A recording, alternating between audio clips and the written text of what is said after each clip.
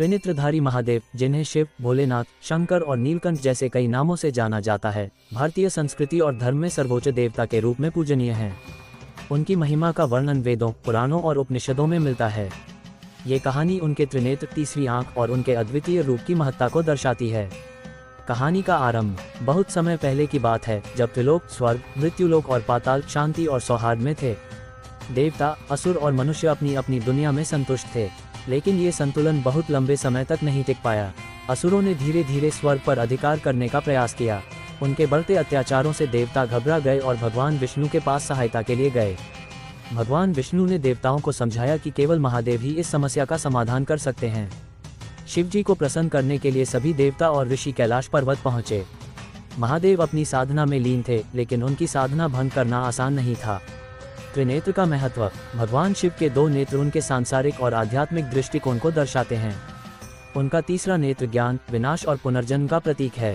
जब भी संसार में असंतुलन उत्पन्न होता है, महादेव का तीसरा नेत्र खुलता है और उस आग से हर बुराई समाप्त हो जाती है। देवताओं का निवेदन। जब देवता और ऋषि महादेव के समक्ष पहुंचे तो उन्होंने विनम्रता से निवेदन किया, हे महादेव, असुरों के अत्याचारों से त्रिलोक संकट में है, कृपया हमें इस विपत्ति से बचाएं।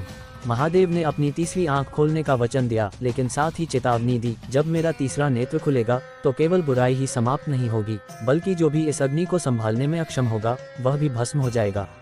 इसलिए इसका उपयोग सोच समझकर किया जाएगा। त्रिनेत्र का प्रकोप। कुछ समय बाद असुरों के सेनापति तारकासुर ने देवताओं पर आक्रमण किया। वह इतना शक्तिशाली था कि कोई भी देवता उसे पराजित नहीं कर पा रहा था। उसकी शक्तियों के पीछे उसका तप और वरदान था। जब सभी उपाय विफल हो गए तो भगवान शिव को हस्तक्षेप करना पड़ा। महादेव ने अपना तीसरा नेत्र खोल दिया। त्रिनेत्र से निकलने वाली अग्नि इतनी तीव्र थी कि तारकासुर और उसकी पूरी सेना भस्म हो गई। देवताओं ने महादेव की महिमा का गान करते हुए उनका आभार प्रकट किया। त्रिनेत्र की दया और करुणा। महादेव केवल विनाश के देवता नहीं हैं, वे करुणा और दया के प्रतीक भी हैं। एक और घटना में, जब भगवान शिव ने तीसरी आंख से कामदेव को भस्म कर दिया तो पार्वती ने उन्हें प्रेम और सौहार्द की महत्ता का एहसास कराया। इसके बाद शिव ने कामदेव को पुनः जीवन दान दिया, ये दिखाने के लिए कि विनाश के बाद सृजन भी आवश्यक है।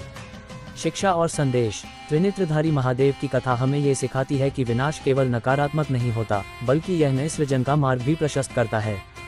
शिव का तीसरा नेत्र न केवल उनके क्रोध का प्रतीक है, बल्कि यह ज्ञान और विवेक का स्रोत भी है। निष्कर्ष। महादेव की महिमा अनंत है। उनके त्रिनेत्र की कहानी हमें ये याद दिलाती है कि जब भी अधर्म और बुराई हावी होती है तो भगवान शिव अपने त्रिनेत्र के माध्यम से संसार को सही दिशा में ले जाते हैं। उनकी शक्ति, दया और ज्ञान हमें हर परिस्थिति में सही मार्ग पर चलने की प्रेरणा देते हैं।